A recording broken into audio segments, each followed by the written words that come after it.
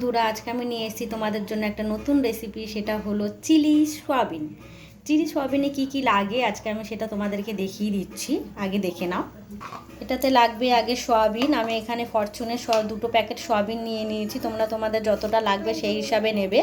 আমি এটাকে আগে সিদ্ধ করে জলটাকে ঝরিয়ে রেখেছি। আর লাগছে দুটো ডিম, একটা পাতিলেবুর অর্ধেক, রসুন কোয়া, কাঁচা লঙ্কা, আরও অনেক কিছু লাগবে। সেগুলো আমি রান্না করতে করতে তোমাদেরকে দেখিয়ে দিচ্ছি। আর লাগছে এরকম করে কেটে রাখা দুটো পেঁয়াজ আর ক্যাপসিকাম। আমি একটা বড় সাইজের ক্যাপসিকাম নিয়ে নিয়েছি, সেটা এরকমভাবে কেটে নিয়েছি। তোমরা এইভাবে কেটে নেবে। এবার সয়াবিনটাকে আগে মাখিয়ে নিতে হবে। এই ডিম দুটো দিয়ে আমি আগে ওটাকে ম্যারিনেট করে নেব। ডিম দুটোকে আমি ফাটিয়ে দিয়ে দিয়েছি। এবার দেবো পাতিলেবুর রস। অর্ধেক পাতিলেবুর রস আমি দিয়ে দিলাম। তারপর এই কুচনো লঙ্কাগুলো আমি দিয়ে দিলাম। এখানে চারটে কেটে রেখেছি, সেটা দিয়ে দিলাম। এবার দেবো স্বাদ মতন নুন। এবার দেবো একটুখানি হলুদ, এটা অপশনাল, তোমরা দিতেও পারো না দিতে পারো। একটু জিরে গুঁড়ো, একটু লঙ্কা গুঁড়ো, আর লাগবে কর্নফ্লাওয়ার। কর্নফ্লাওয়ারটা দিলে খেতে খুব ভালো লাগবে, এটা তোমাদের দিতেই হবে চিনি। এবার আমি কর্নফ্লাওয়ারটা দিয়ে এটাকে ম্যারিনেট করে তোমাদের দেখাচ্ছি। শুকনো শুকনো করে মাখিয়ে নিতে হবে, যেন ঝোল ঝোল না থাকে। দেখো বন্ধুরা, এইভাবে আমি হাত দিয়ে ভালো করে চটকে চটকে মাখিয়ে নিয়েছি। তোমরা এইভাবে মাখিয়ে নেবে। এবার দেখো, গ্যাসটা ধরিয়ে আমি কড়াইতে তেল দিয়ে দিয়েছি।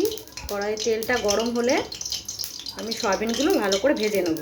তেলটা আমার গরম হয়ে গেছে। এবার ম্যারিনেট করে রাখা সয়াবিনটা আমি দিয়ে দেবো।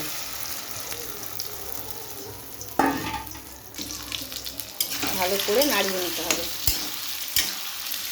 একটু ভাজা ভাজা করে ভেজে নিতে হবে।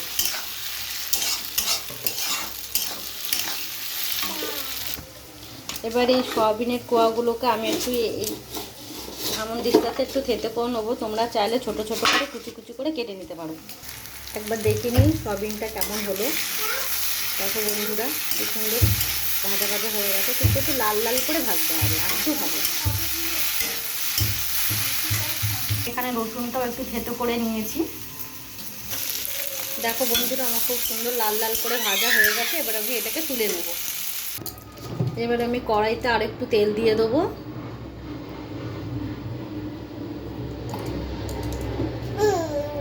আর এই রসুনগুলো দিয়ে দেবো, কুচিয়ে রাখা রসুনগুলো দিয়ে দিলাম। এবার এই ক্যাপসিকামের এই পেঁয়াজটাকে রসুন তেলে দিয়ে দেবো, দিয়ে ভালো করে ভেজে নিতে হবে।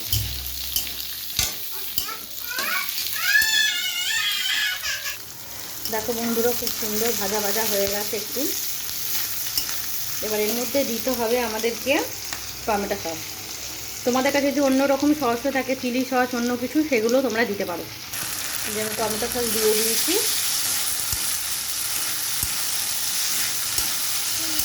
আর অল্প করে একটু নুনও দিয়েছি, সেটা তোমরা একটু দিয়ে দেবে তোমাদের স্বাদ মতো।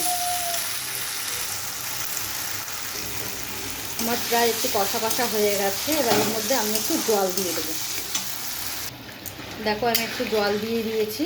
যখন এটা ফুটে উঠবে, সয়াবিনটা এর মধ্যে দিয়ে দিতে হবে।